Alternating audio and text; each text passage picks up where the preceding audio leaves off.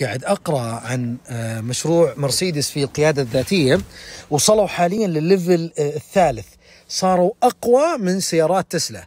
طبعا تسلا معروفة بموضوع القيادة الذاتية، لكن مرسيدس الآن قاعد تتطور بشكل متسارع وتفوقت على تسلا في بعض الأمور.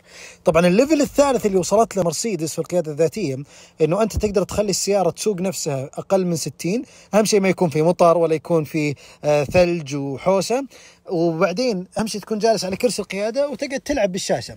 طبعا الشاشة اللي هنا اللي راح تكون بالوسط أنت تقدر تقرأ مقالات منها، تقدر تلعب ألعاب، ما يحتاج حتى تركز في الطريق نهائيا، تفعل بس القيادة الذاتية وتخليها تسوق.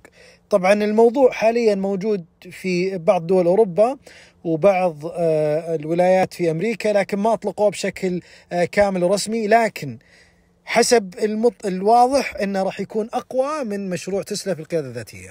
السلام عليكم، لا تنسوا الإعجاب بالفيديو والاشتراك في القناة تشجيعا لنا لنستمر بنشر المزيد إن شاء الله.